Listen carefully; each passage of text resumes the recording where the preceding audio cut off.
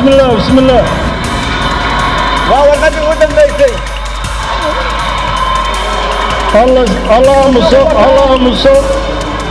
اللهم صل أحمد محمد إسلام taliyaha saraakiisha Jubbaland sargaal ka mid ahay mahadaas Ilaahay baa iskale waana soo dhaweynaa insha Allah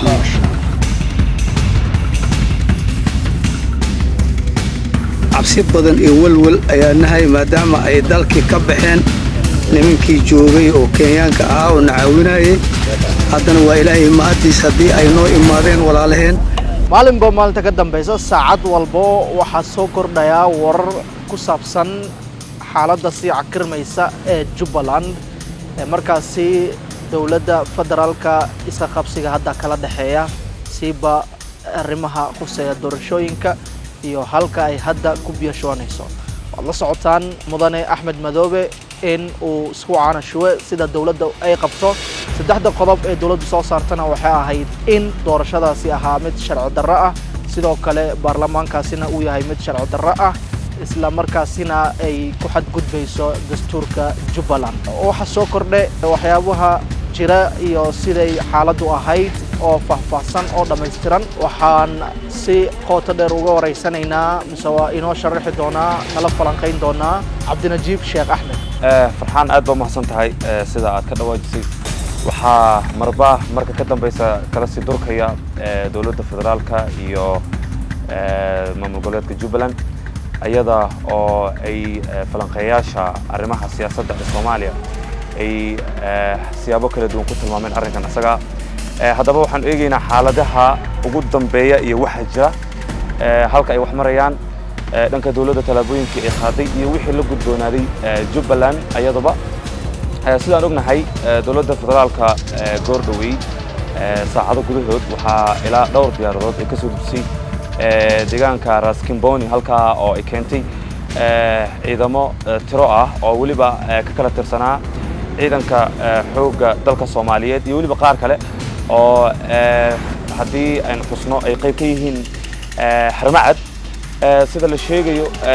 waxa ay ciidamadaasba sheegeen in halka ay u tageen in ay kala wareegaan gacan ku haynta farimaha la isku hortaagan yahay xarakada al-shabaab ATMIS oo la filayo in howlgalkooda Soomaaliya uu gabagabo ku dhow yahay sidaas ka duwan waxaa qaba maamulka Jubbaland uu hogaaminayo Axmed Madoobe oo goordhaweydba sidaan ognahay kismaayo doorasho oo asaga ku soo baxay ka dhacday inkastoo siyaabo kala duwan loo arkay oo dawladdu ku tilmaamaysa saad sheegtayba in ay waxba kama jiraan tahay haddana waxa ay Jubbaland ciidanka ku tilmaamtay maleeshiyo beeleed waxayna sheegtay in aysan u dulqaadan doonin oo ay iska dhicin doonaan saraakiisha Jubbaland kuwooda sarsare waxay markiiba heegan geliyeen ciidanka Jubbaland ayada oo ay dawladdu ilaa ay haadeertan aanan laga haynin talaabo ah in ay qaadi karto mid dagaal waxaan ognahay in dawladda ay ka soo horjeesatay nidaamka Axmed Madoobe uu ku soo baxay laga soo bilaabo soo xulidiisii golaha wakiilada ee Jubbaland lagu xijisiyo ilaa intii uu ka soo baxay processkaasi oo dhanba ama barnaamijkaas socday oo uu ku soo baxay waxay ku sheegtay inuu ahaa mid sharci darro ah isla markaana aanan waafaqsanayn dastuurka waxaan ognahay isbuuc ka hor doorashada in ra'iisul wasaaraha Soomaaliya uu ka hadlay arrinkaas asaga ah waa doorashada Jubbaland oo uu sheegay in Axmed Madoobe uu dab ku ciyaarayo isla markaana aan loo dulqaadan doonin waxa uu sheegay ra'iisul wasaaruhu in haddii uu Axmed Madoobe isdoorto ama uu isticmaalo ciidanka Jubbaland ay dhici doonto in ciidankaasi laba ay u kala qaybsami doonaan haddii ay bahaw dawlad maayo waa sida uu asagu sheegay haddaba xaaladaha halka ay marayaan waxaa jiray shalayto galinkii dambe oo hadeertan saacado kooban ay ka soo wareegatay in ciidamo laga soo diray Kismaayo lagu soo daabulay doomo dhankan Raskimboni in ay u gacan galeen ciidanka xoogga dalka Soomaaliyeed oo fadhiyay Raskimboni waxaa marka la sheegay in ciidankaas uu sahankii ka go'ay ama sahaygii uu ka go'ay oo ay qayb ka ahaayeen shidaalkii doonidii ay sarnaayeen ciidanka ayaa soo dhaweeyay muuqaalo gaafurigii baraha bulshadana waxaa lagu arki karay ciidankaas oo sacabatumaya kadib markii ay u qudbadayeen saraakiisha ciidanka xoogga dalka Soomaaliyeed haddaba faanole fare kama qodno way xaaladdu haddii aynu eegno dhanka Jubbaland heegan sare ay ciidanku galeen saraakiil hadashay waxa ay sheegeen in ay ciidanka Jubbaland diyaar yihiin waxayna ugu baaqeen inay diyaar la noqdaan hubka ay markaa haystaan xaaladdu marka aad dhinac walba ka eegto marba marka ka dambayso si adkaanaysa ayadoo ilaa hadeertan dawladda aanan laga helin hadal ah in ay Jubbaland dagaal la gali karto waxaan eegaynaa Farxaanow halka ay waxaan ka soo bilowdeen iyo waxa saldhiga u ah sidaan ognahay madaxweynaha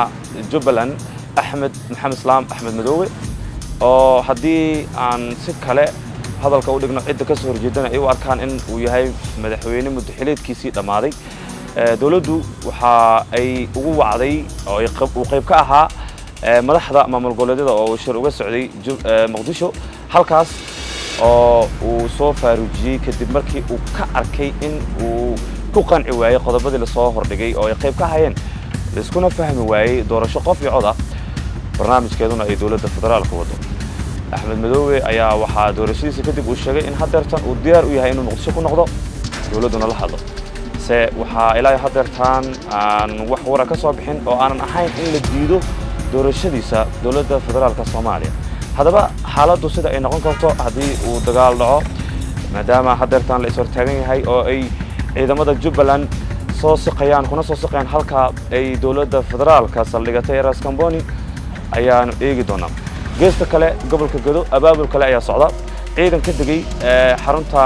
gobolka Gado ee Garbaharey waxa halkaas garab istaagay gudoomiyaha Garbaharey Cabdullaahi Shimbir oo halkaas garab istaag ugu muujiyay ciidanka qaranka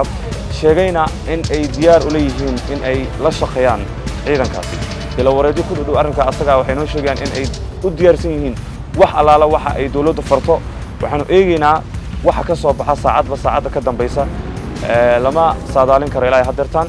waxaase laga cabsi qabaa dagaal xoogan oo ka dhex qarxa maamulka Jubbaland iyo dawladda federaalka Soomaaliya waa tahay Cabdinajiib dabcan haddii aad yara eegto mise waa nala socodsiiso xaaladda dhaqdhaqaaqa magaalada Kismaayo sidoo kale falcelinta shacabka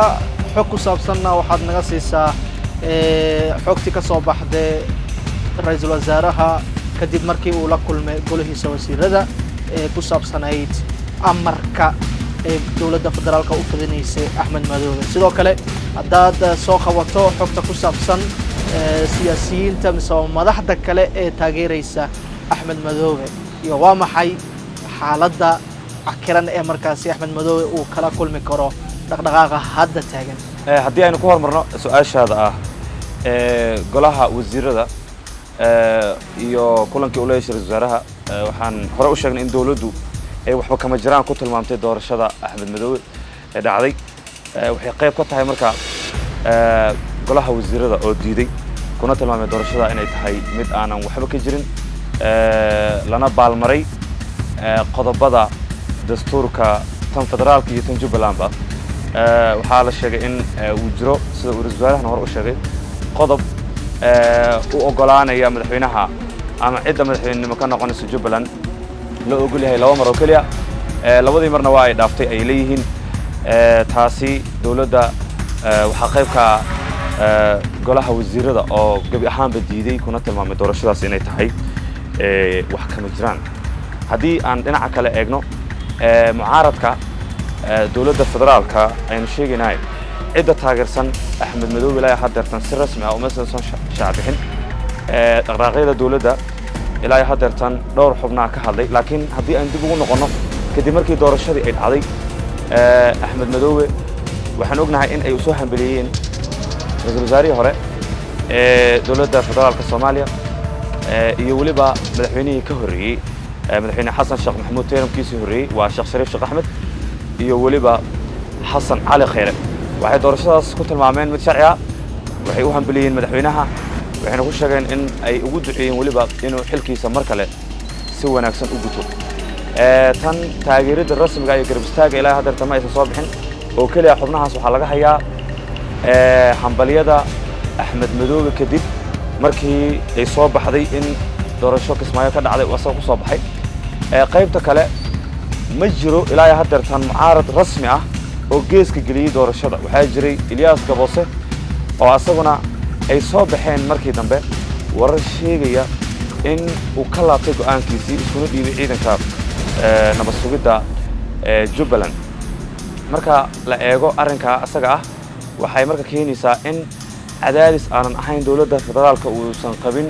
Axmed Madoobe haddii aynu eegno falcelinta shacabka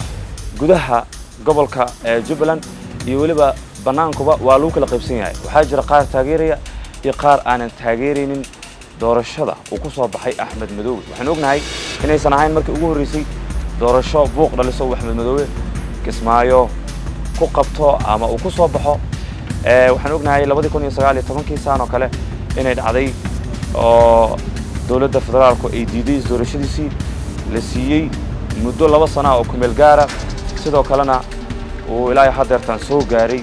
dawladduna marka ayada ay ka heshiiyeen inkastoo xiriirkoodu uu xumaa waagii Maxamed Cabdullaahi Farmaajo uu dalka talinayay teerankii ka horreeyay haddii aan sidoo kale eegno waxaa jiray war qoraal oo uu soo saaray ku-xigeenka agaasimihii hore ee nabad sugidda NISA waa Fahad Yaasiin Xaaji Daahir oo asagana sheegay si cadna u sheegay in taageerina talaabada ay dawladdu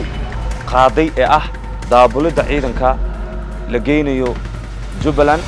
ayaa waxa uu ku sheegay inay tahay talaabo rasmi ah waqtigeediina ku soo aaday aadna u wanaagsan sida uu sheegay macnaha waa uu taageeray talaabada dawladda inkastoo ognahay in markii horeba aysan wax wanaaga dhex oolin Fahad Yaasiin Xaaji Daahir iyo madaxweyne Axmed Madoobe ilaa haddeertan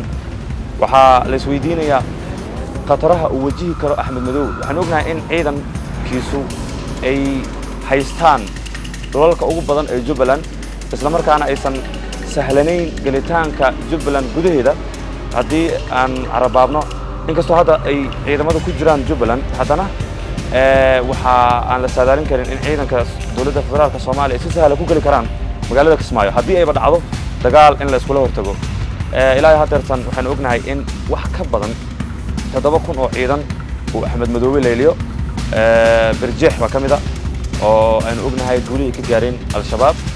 iyo qaar kale oo badan marka waxaan eegi karnaa maalmaha soo aadan waxaan ugu baaqaynaa daawadayaasha inay isha ku hayaan page-kan asaga si ay u helaan